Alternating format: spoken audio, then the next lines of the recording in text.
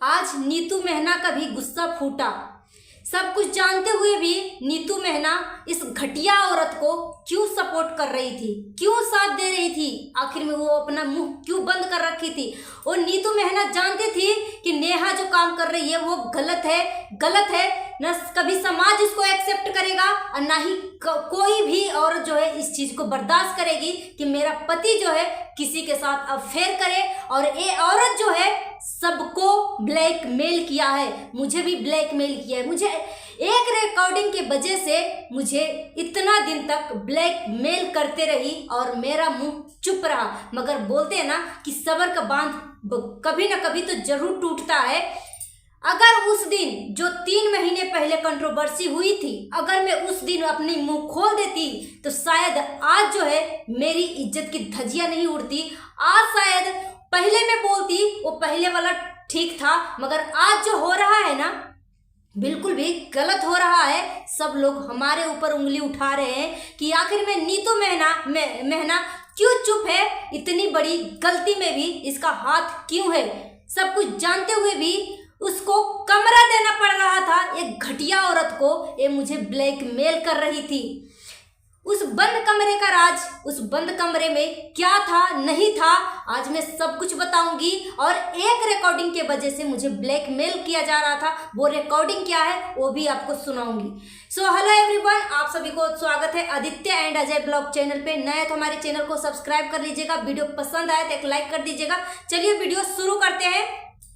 आप सबकी ख्वाहिश थी कि आखिर में जितने भी यूट्यूबर हैं, जितने भी जगत दीदी का जितने भी फ्रेंड थे, सब लोग किनारा क्यों हो गए, सब लोग इससे अलग क्यों हो गई।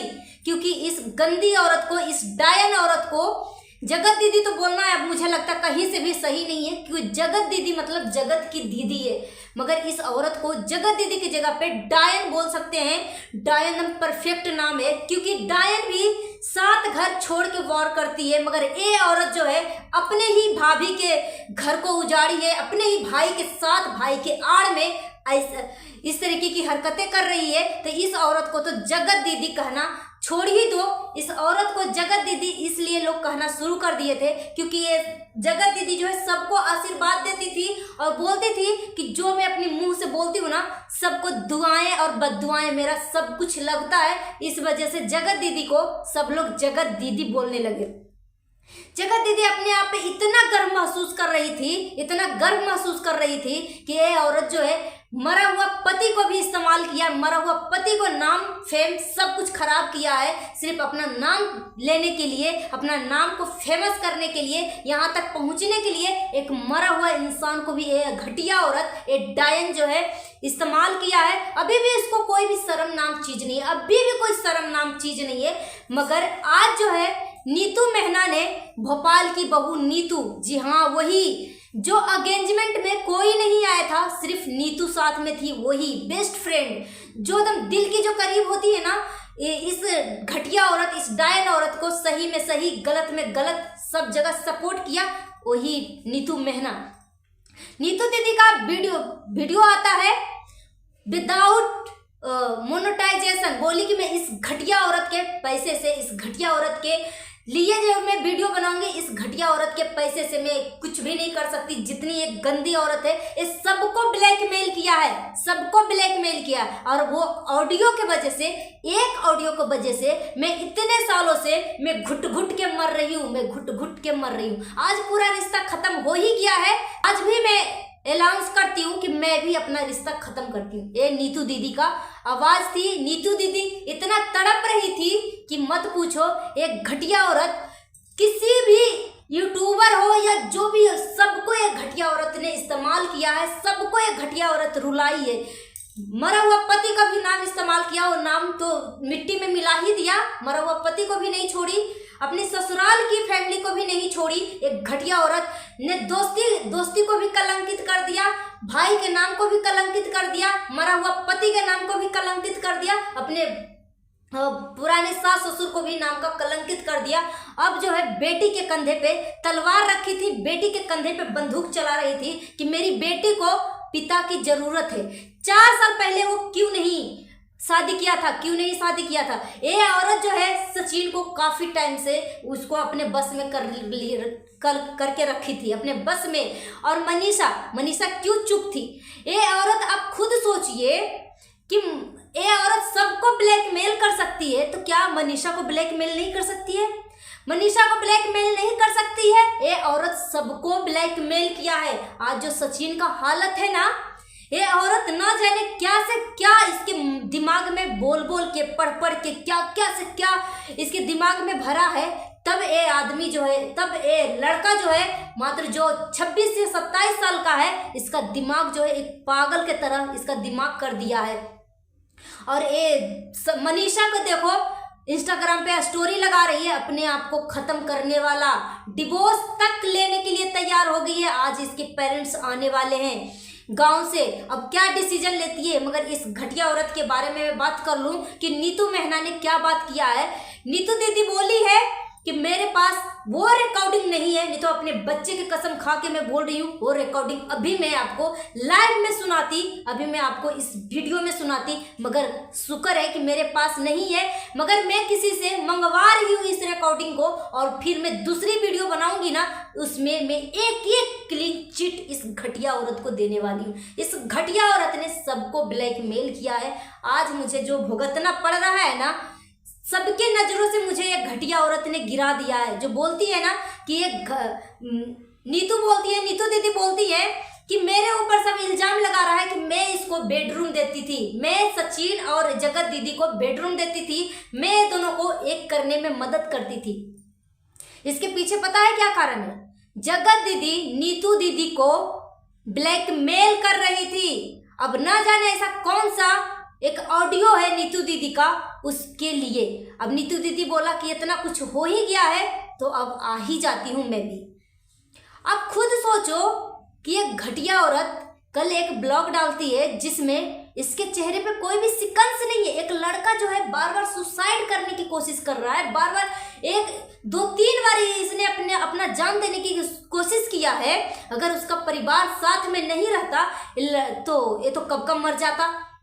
एनी टाइम सचिन की माँ यानी अप्सरा मॉम जो है, पूरी फैमिली जो है इसको संभालने में लगा हुआ है। आज वो फैमिली का हालत जो है एक बदतर बना दिया, इतना गंदा बना दिया है कि खुद सोचो वो माँ बाप के ऊपर क्या बीत रहा होगा कि मेरी बहू जो है 2 साल से इस चीज को झेल रही थी, 2 साल से अपनी दिल में ये दफन कर रखी थी कि मेरा पति का संबंध इससे, भाई बहन का तो बिल्कुल भी नहीं है, भाई बहन का बिल्कुल भी नहीं है। जो मनीषा का जगह था एक घटिया औरत सचिन के जगह ले रखी थी।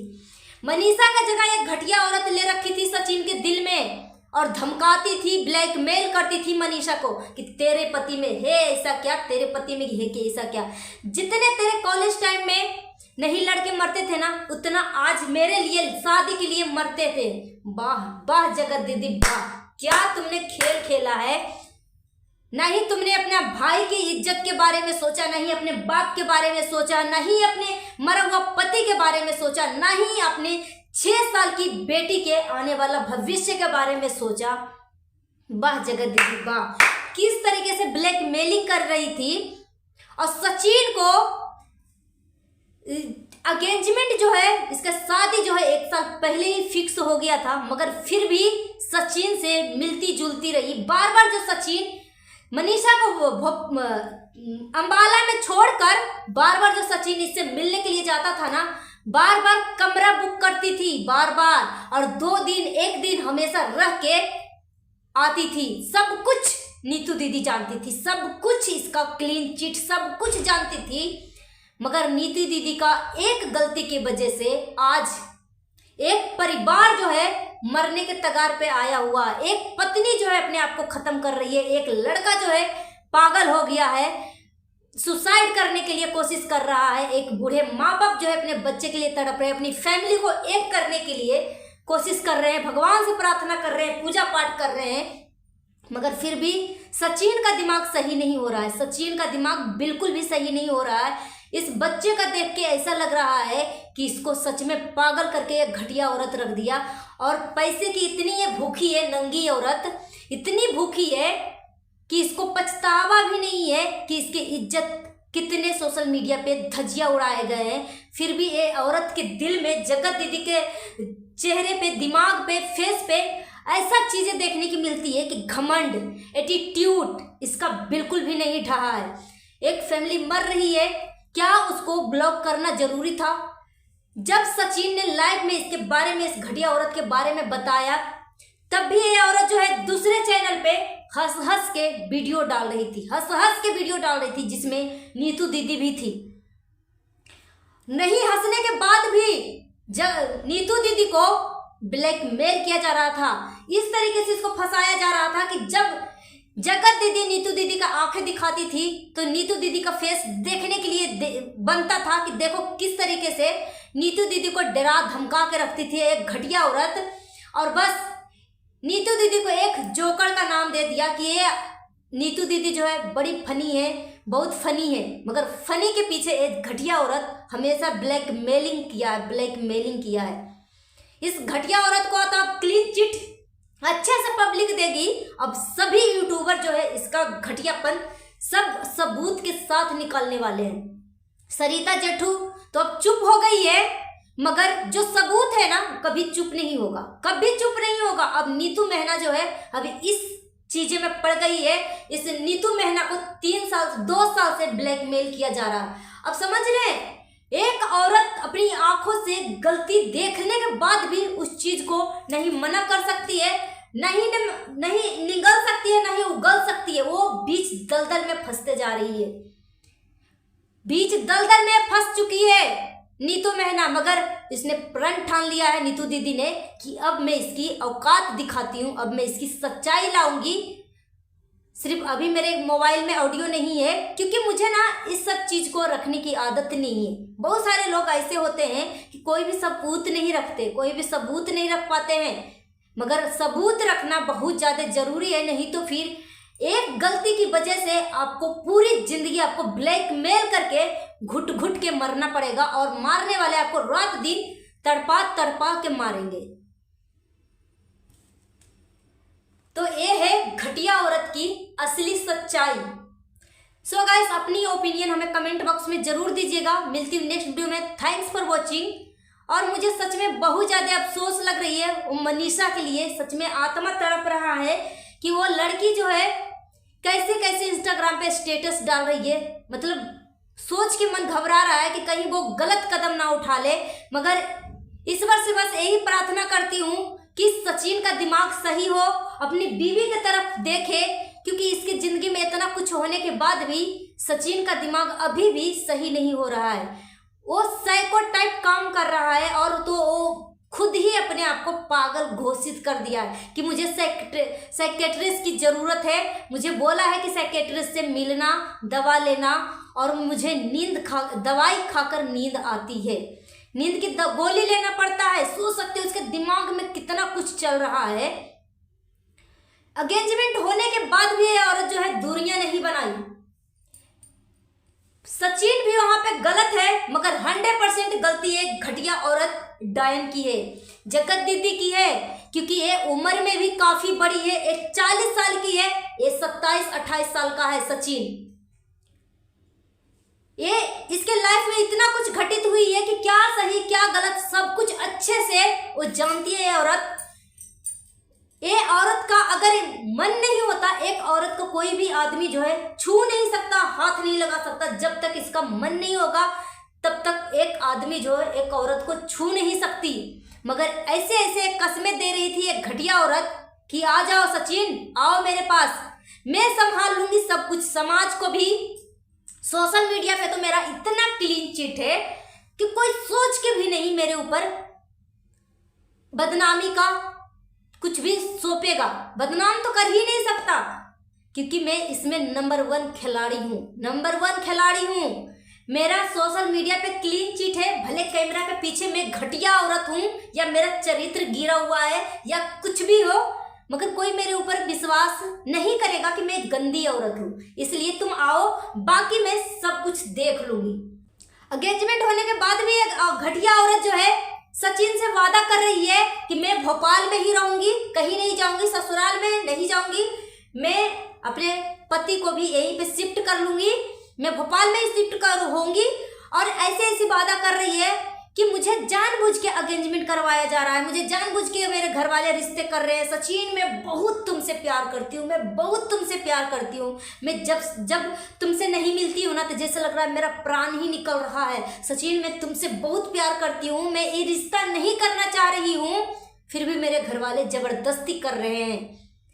मगर ये औरत जो है शादी के बाद भी ये रिश्ता लॉन्ग टाइम तक चलाना चाह रही थी। ऐसे ऐसे कस्में खाई थी, सचिन को ऐसे ऐसे सपने दिखाई थी। इसका दिमाग जो है खराब करके रख दिया एक घटिया औरत।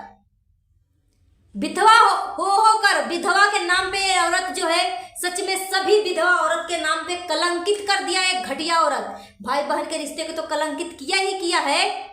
और बोलती थी कि मेरी बेटी जो है पिता खोज रही है, पिता के प्यार से कैसे मैं इसको वंचित करूं। मगर ये कभी नहीं बोला कि मुझे मर्द की जरूरत है, मुझे मर्द चाहिए। मगर इसमें ये सुमित महल का क्या गलती है? ये तो बेचारा दलदल में फंसा हुआ है कि मैं इस रिश्ता को करूं कि ना करूं।